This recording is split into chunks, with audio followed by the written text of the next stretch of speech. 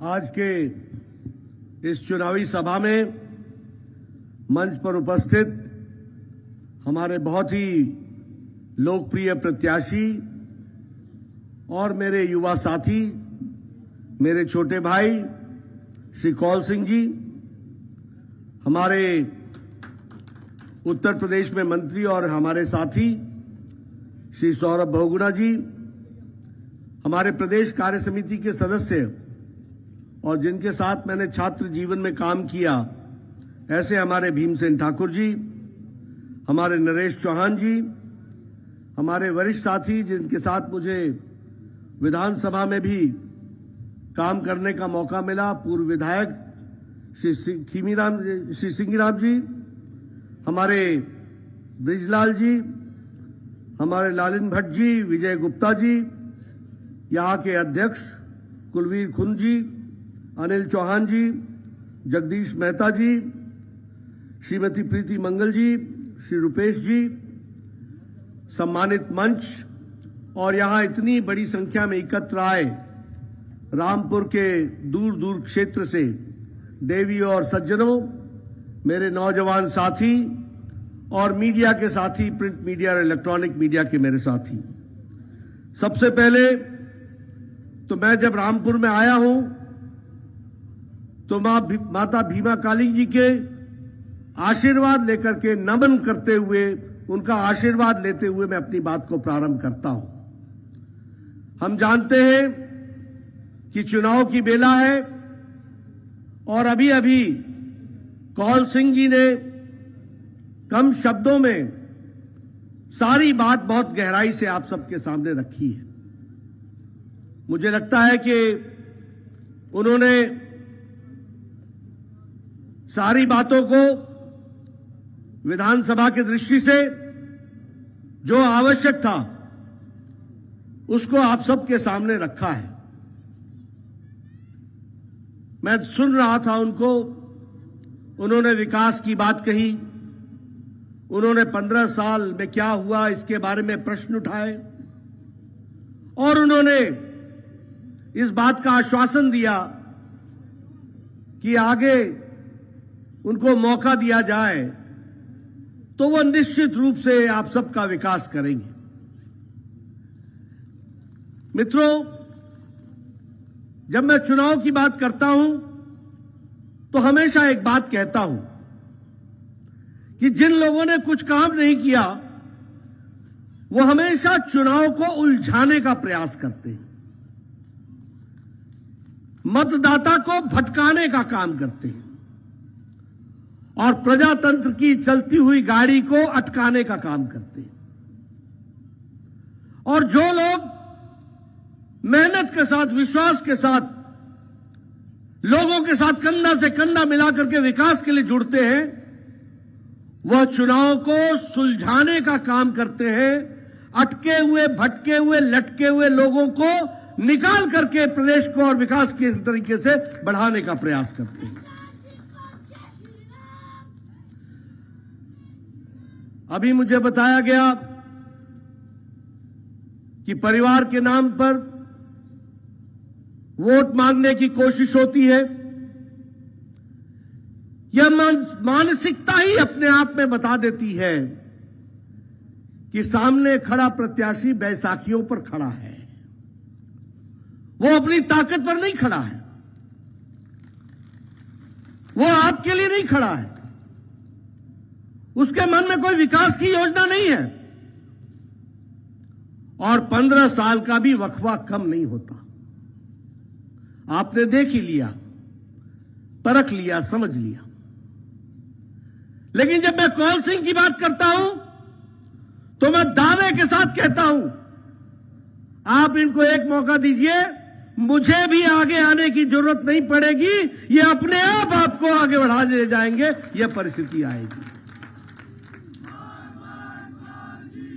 इसलिए चुनाव भावना पर मत लड़ना, चुनाव भविष्य के लिए लड़ना और भविष्य को मजबूत करने के लिए मत लड़ना, अपने भविष्य को।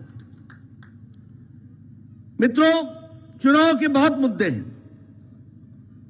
मैं देश से शुरू करूं तो हम सबको ध्यान में आता है कि लंबे समय तक कांग्रेस के लोगों ने प्रधानमंत्री के पद पर बैठकर इस देश पर राज किया, लेकिन देश को कोई दुनिया में पहचान नहीं बना पाए। लेकिन प्रधानमंत्री मोदी जी ने पिछले 8 साल में भारत को दुनिया के नक्शे पर खड़ा कर दिया है और आगे बढ़ा दिया है। इसको हमको समझना होगा। क्या मैं सच बोल रहा हूं? क्या मैं सच बोल रहा हूं? मित्रों, आज भारत लेने वाला, मांगने वाला भारत नहीं है, ये देने वाला भारत हो गया है और आगे बढ़ चला है। मैं देख रहा हूं आप सब लोग बड़े नजदीक नजदीक बैठे हैं, किसी के भी मुंह पर मास्क नहीं लगा है। यहां अमेरिका का राष्ट्रपति भी मास्क लगा के फिरते हैं। अभी भी चीन में मालूम नहीं है कि कोरोना की लड़ाई लड़ पाए कि नहीं लड़ पाए। अभी भी यूरोप कोरोना की मार से लड़खड़ा रहा है। लेकिन प्रधानमंत्री मोदी जी के नेतृत्व में 9 महीने में एक नहीं 2-2 वैक्सीन बनाकर 219 करोड़ डोजेज लगाकर, बूस्टर डोज लगा करके, देश को सुरक्षा कवच पहना करके भारत फिर से खड़ा हो चला है और आगे बढ़ चला है। इसको हमको समझना चाहिए। आज भारत ने 100 देशों को वैक्सीन अपनी दी है, 48 देशों को मुफ्त में वैक्सीन दी है, 2.5 करोड़ मुफ्त में वैक्सीन दी है। इसीलिए जब मैं कहता हूं कि भारत लेने वाला नहीं, देने वाला भारत हो गया है। और मुझे खुशी है कि अगर 219 करोड़ वैक्सीन लगी तो जयराम ठाकुर जी ने हिमाचल प्रदेश को पहली और दूसरी डोज में देश में नंबर 1 पर खड़ा किया। सबसे पहले 100% वैक्सीनेशन हुई तो हिमाचल प्रदेश में हुई। कहां डोडरा कवार, कहां मलाना, कहां छोटा बंगाल, बड़ा बंगाल, कहां किन्नौर का ठांगी, कहां ये दूर दराज के क्षेत्र। हमारे हेल्थ के कार्यकर्ताओं ने वहां तक वैक्सीन पहुंचाई और देश में अपने आप को नंबर 1 पर खड़ा किया। इसके लिए मैं जयराम ठाकुर जी की सरकार को बधाई देता हूं। मित्रों, भारत एक समय सिम कार्ड खरीदता था, ये जो आपके मोबाइल में सिम कार्ड। और यूक्रेन की लड़ाई के बाद जब दुनिया की अर्थव्यवस्थाएं लड़खड़ा रही हैं, तो भारत ब्रिटानिया को, ब्रिटेन को पछाड़कर दुनिया की 5वीं सबसे बड़ी अर्थव्यवस्था बन गई है। यह भी हमको ध्यान रखना चाहिए। और अगर मैं प्रधानमंत्री जी का हिमाचल के प्रति प्यार की बात करूं, तो आपने देखा होगा कि पिछले 5 सालों के अंदर हिमाचल की तस्वीर बदल गई है। क्या मैं सही बोल रहा हूं? क्या मैं सही बोल रहा हूं? कभी हमने सोचा था, मैंने कल भी कहा, जो कहा था वो किया है, जो नहीं कहा था वो भी करके दिया है। मोदी जी ने करके दिया है जयराम जी को, ये भी हमको याद रखना चाहिए। ये मुद्दे हैं चुनाव के। कभी हमने कहा था क्या कि हम all India institute of medical sciences देंगे? नहीं कहा था। लेकिन 1475 करोड़ रुपए का बिलासपुर में all India institute of medical sciences बंद करके 5 साल में तैयार हो गया, जिसमें से 2 साल कोरोना में भी गए। यानी 3 साल के अंदर वह तैयार होकर के हिमाचल की जनता को समर्पित हो गया। भगवान न करे कि किसी को इलाज के लिए दूर जाना पड़े, लेकिन अब आपको चंडीगढ़ नहीं जाना पड़ेगा, अब बिलासपुर में ही आपका इलाज हो जाएगा। यह परिस्थिति आकर कभी हमने सोचा था और हमने बोला था क्या कि हम बल्क ड्रग पार्क देंगे 2000 करोड़ रुपए का? आज बल्क ड्रग पार्क ऊना में लग रहा है 2000 करोड़ रुपए की लागत से। यह ड्रग की दुनिया में, फार्मास्यूटिकल की दुनिया में हिमाचल प्रदेश को दुनिया के नक्शे में खड़ा कर देगा, यह भी हमको समझना चाहिए। मेडिकल डिवाइस पार्क हो, कोई भी विकास की बात हो, IIM, Indian institute of management, हम सुनते थे कि अहमदाबाद में है, आज वो आपके हिमाचल में और इंडियन इंस्टीट्यूट ऑफ मैनेजमेंट है। हम सुनते थे Indian institute of information and technology, आज हिमाचल प्रदेश में इंडियन इंस्टीट्यूट ऑफ टेक्नोलॉजी है। हम सुनते थे कि कभी कोई हाइड्रो इंजीनियरिंग कॉलेज बनेगा, आज हिमाचल प्रदेश में देश का पहला हाइड्रो इंजीनियरिंग कॉलेज बना है, यह हमको ध्यान में रखना चाहिए। अब आपके घर के बच्चे वहां पढ़ेंगे और तब वो यहां जैसे SJVNL के हैं या बाकी सारी जगहों में उनको लगने का सौभाग्य मिलेगा। हमारे हिमाचल के इंजीनियर्स लग सकेंगे, पावर प्रोजेक्ट्स को और अच्छे सुचारू रूप से चलाएंगे। यह परिस्थिति आज आकर के खड़ी हुई है। मैं यहां एक बात और भी बोल देना चाहता हूं, हमें डबल इंजन चाहिए। ऊपर मोदी जी की सरकार है तो नीचे जयराम जी की सरकार चाहिए, और जयराम जी की सरकार चाहिए तो मुझे कौल सिंह चाहिए। यह बात आप ध्यान में रखिए।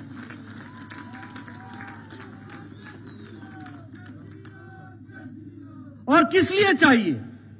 इसलिए चाहिए कि जब जब डबल इंजन से सिंगल इंजन होता है, हिमाचल की गाड़ी लड़खड़ा जाती है।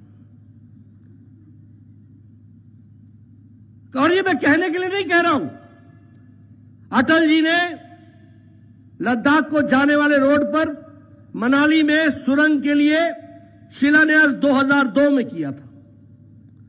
2004 में सरकार चली गई, हिमाचल लड़खड़ा गया। 2004 से 2014 तक, जब तक मनमोहन सिंह प्रधानमंत्री रहे, तब तक अटल टनल का काम रुक गया। मुझे याद है अटल जी आए थे मनाली में, शायद 2004 या 2005 की बात होगी। तो उन्होंने पूछा वो टनल का क्या हो रहा है? मैंने कहा वो टनल का काम रुक गया है। अटल जी ने कहा था वो पत्थर जो मैंने लगाया है वो मेरे सीने पर पत्थर है। समय बदला, मोदी जी 2014 में प्रधानमंत्री बन गए, काम फिर से चला और 2 साल के अंदर 10 किलोमीटर की सुरंग बना करके अटल टनल भारत को समर्पित कर दिया। यह डबल इंजन का के कारण होता है। आज मैं कहना नहीं चाहता, स्वर्गीय वीरभद्र सिंह जी बार बार बोलते थे कि मैं भनोपली से रामपुर तक रेल बनाऊंगा, रेल लाऊंगा। कहते थे कि नहीं कहते थे? कहते थे कि नहीं कहते थे? 35 साल बीत गए, 35 साल, 1 इंच रेल की पटरी आगे नहीं बढ़ी। हमारे मोदी जी आए, मोदी जी ने 2015 में, और पत्रकार मेरी बात को नोट कर ले, कैबिनेट कमेटी ऑन सिक्योरिटी, यह भारत के मंत्रिमंडल की छोटी सी समिति होती है जिसमें प्रधानमंत्री उसको चेयर करते हैं, भारत का रक्षा मंत्री उसमें होता है, भारत का विदेश मंत्री उसमें होता है, भारत का वित्त मंत्री उसमें होता है, भारत का गृह मंत्री उसमें होता है। वह सिक्योरिटी की क्लियरेंस देते हैं। और कीरतपुर से वाया रामपुर लेह तक की रेल लाइन, इसको सिक्योरिटी दी गई, इसको सिक्योरिटी का क्लियरेंस 2015 में मिल गया। 2015 से लेकर 2017 तक हमें जमीन नहीं मिली, कंपनसेशन नहीं मिला। 2017 में जयराम जी की सरकार आई, उसको कंपनसेशन मिल गया, काम शुरू हो गया, लोगों को जमीनों का पैसा मिल गया। अब 2024 तक बिलासपुर तक रेल लाइन पहुंच जाएगी और आगे लेह तक जाएगी, यह हमको समझना होगा। मैं बोलना नहीं चाहता, हमें हाइड्रो इंजीनियरिंग कॉलेज मिला था, हमारी सरकार चली गई, धूमल जी की सरकार चली गई, मैं एमपी बन करके दिल्ली चला गया, वहां वीरप्पा मोइली होते थे पावर मिनिस्टर, वैसे वो पेट्रोलियम मिनिस्टर थे, लेकिन उनके पास पावर का भी चार्ज था। मैंने बोला ये हाइड्रो इंजीनियरिंग कॉलेज खोलना है, आप आइए शिलान्यास कीजिए। उन्होंने कहा हम तो आना चाहते हैं, लेकिन आपकी प्रदेश की सरकार नहीं चाहती है। हमने कहा समय आएगा, न तुम रहोगे न नीचे तुम्हारी सरकार रहेगी, ऊपर मोदी जी बने, नीचे जयराम ठाकुर, उस समय धूमल जी बने। काम शुरू हुआ और काम शुरू होकर के आज हाइड्रो इंजीनियरिंग कॉलेज मिल गया। इसलिए मित्रों, डबल इंजन की सरकार का अपना महत्व है। और मैं एक बात और भी आपको कहना चाहता हूं, यह वोट सिर्फ कौल सिंह को एमएलए बनाने का नहीं है, यह मेरी बात को सिर्फ रखने का नहीं है कि चलो नड्डा जी आए तो हम उनकी बात सुनते हैं। यह हमारे लिए मत करना, लेकिन अपने हक और हुकूक के लिए लड़ना है तो आपको कौल सिंह नेगी को ही लेके आना पड़ेगा। इसको हमको समझना चाहिए। यह आपके हकों की लड़ाई है। बताइए, 1,90,000 शौचालय बने कि नहीं बने? बने कि नहीं बने? और सारे देश में 12 करोड़ शौचालय बने। कैसा राज था भैया, जहां 12 करोड़ लोग अपने दैनिक जीवन के कार्य के लिए खेतों में जाया करते थे, जंगलों में जाया करते थे। हमारी माताएं बहनों की इज्जत की किसी ने चिंता की? नरेंद्र मोदी जी ने 12 करोड़ इज्जत घर बनाया, आपको इज्जत दी, और 1,90,000 हिमाचल में शौचालय इज्जत घर बना करके हिमाचल की बहनों की भी इज्जत दी, उनको मुख्य धारा में शामिल किया, उनको ताकत दी। आप बताइए, आप जंगलों में जाकर के लकड़ी काट करके लाती थी कि नहीं लाती थी? बहनें लाती थी कि नहीं लाती थी? सुबह 5 बजे उठना पड़ता था कि नहीं उठ पड़ता था? और जा करके पेड़ पर चढ़ करके आप लकड़ियां काट के सर पर बोझा उठा करके फिर उसको सुखा करके फिर चूल्हा जलाती थी और फूकनी से लेकर के धुएं के बीच में आग जलाती थी। मैं ठीक बोल रहा हूं? प्रधानमंत्री मोदी जी ने आपको 9 करोड़ गैस के चूल्हे और सिलेंडर देकर, और उसमें 9 करोड़ चूल्हे तो दिए ही दिए, साथ में यहां पर हिमाचल सुविधा योजना के तहत लाखों के हिसाब से जयराम ठाकुर ने भी आपको गैस के सिलेंडर और चूल्हे दिए। आज हिमाचल प्रदेश में कोई घर नहीं है जहां लकड़ी का चूल्हा हो और लकड़ी से खाना बनता हो। आज गैस के चूल्हे हैं और हमारी माताएं बहनें लाइटर से जलाती हैं, 5 मिनट में चाय बनाती हैं और आधे घंटे में खाना बना करके तैयार करती हैं। ये हमने देखा। ये महिलाओं का सशक्तिकरण हुआ है। मैं एमएलए था, छोटे समय नहीं रहा हूं, 15 साल एमएलए रहा, 10 साल मिनिस्टर रहा। मेरे पास वीडियो आता था और कहता था, सर 2 पंचायतों में एक इंदिरा आवास योजना के लिए घर बता दो, हमको बनाना है। मैं हंसते हुए बोलता था, यार तू ही रख ले, ये 2 पंचायतों में एक घर दे रहे हो, 500 एप्लीकेशनें मेरे पास पड़ी हैं, 1 अनार 100 बीमार, मैं क्या बांटूंगा? और उसमें भी क्या कहते थे कि इंदिरा जी जब गई थी तो कुछ पैसा छोड़ गई थी, उससे इंदिरा आवास योजना बन रहा है। यानी लोगों को गुमराह करने का भी तरीका अनेकों अनेक निकाल रखा था। आज प्रधानमंत्री आवास योजना में 3 करोड़ 36 लाख से ज्यादा पक्के मकान बन गए हैं और यहां भी लगभग 28,500 मकान बन चुके हैं। यह परिस्थिति आकर के खड़ी हुई। आयुष्मान भारत, आपको शायद पता नहीं होगा, हमारे एमएलए साहब सिंगी राम जी हमारे पास आया करते थे, याद है सिंगी राम जी? इसका बाईपास होना है इसका, और मैं स्वास्थ्य मंत्री होता था, कहते थे 1.5 लाख दे दो, 1 लाख दे दो, 2 लाख दे दो, और मैं कहता था भैया उतना तो है नहीं, 75,000 ले जाओ, 1 लाख ले जाओ। ये बोले मरीज तो बचेगा नहीं। मैंने कहा बचाने का काम तो तेरा, जितना है मैं दे देता हूं।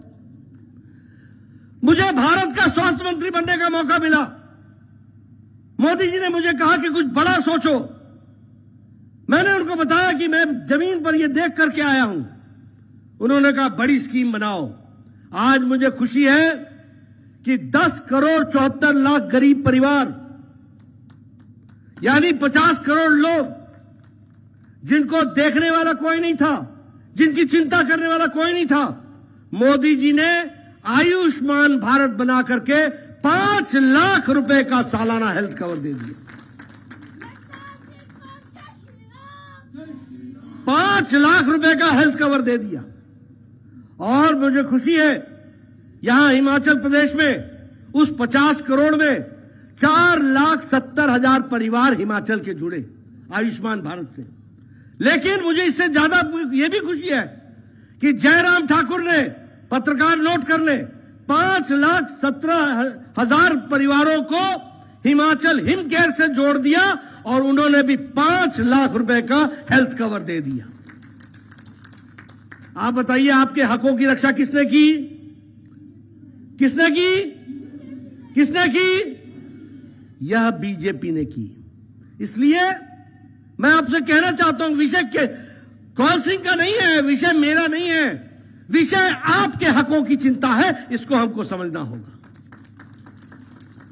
मैं एक नहीं अनेकों उदाहरण आपके सामने रख सकता हूं, एक नहीं अनेकों उदाहरण। आप सब लोग बाहर जाते होंगे तो आप देखते हैं कि नहीं देखते हैं, कहीं 4 लेन बन रहा है, कहीं 2 लेन बन रहा है, कहीं 3 लेन बन रहा है। देख रहे हैं कि नहीं देख रहे? सुरंगें बन रही हैं कि नहीं बन रही हैं? विकास हो रहा है कि नहीं हो रहा है? अभी 11,000 करोड़ रुपए का पावर प्रोजेक्ट के लिए प्रधानमंत्री जी ने शिलान्यास किया है। किसको उसका लाभ मिलेगा? हिमाचल को मिलेगा। विकास के नए नए आयाम लिखे जा रहे हैं। मित्रों, अगर मैं स्कीमों की चर्चा करूं तो शाम हो जाएगी, लेकिन स्कीम नहीं खत्म होंगे, यह हमको ध्यान में रखना है। और इसीलिए अब यहां की बात करें, कौल सिंह जी ने आपके सामने सुना दिया। जयराम जी जानते हैं कि जब से प्रजातंत्र देश में आया तब से हमारे को यहां आशीर्वाद नहीं मिला है। लेकिन जयराम जी ने यह नहीं कहा कि रामपुर हमारा नहीं है। उन्होंने कहा कि जितना सिराज है उतना ही रामपुर मेरा है और हमारा है।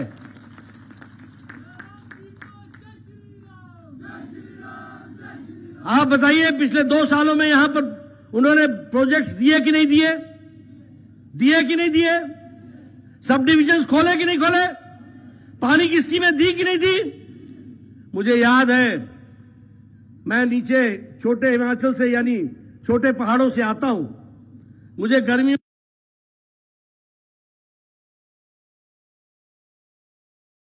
में महिलाएं मिलती थी, माताएं मिलती थी और व्यंग में मेरे से पूछती थी, गर्मियों में कहां था?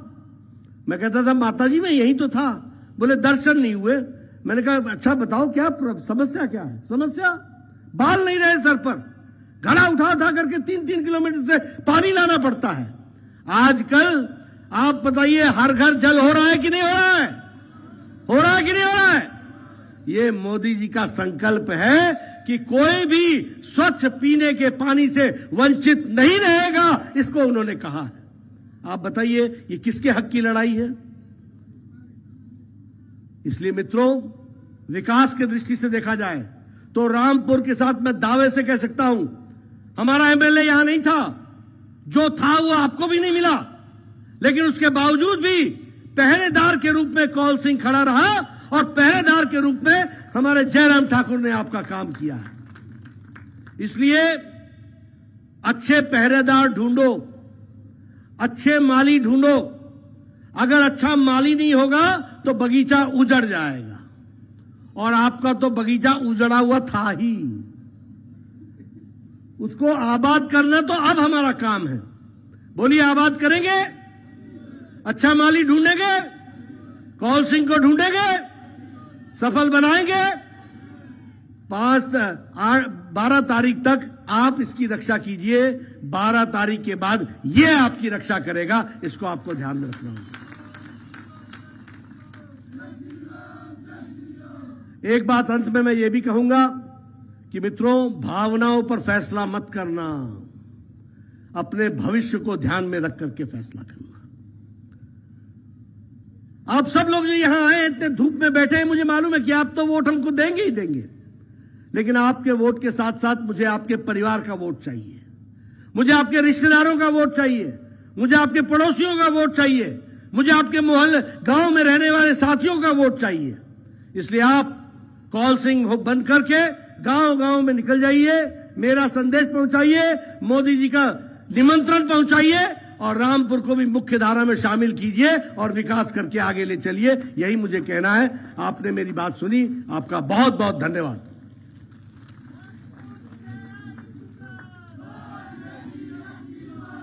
बहुत बहुत धन्यवाद।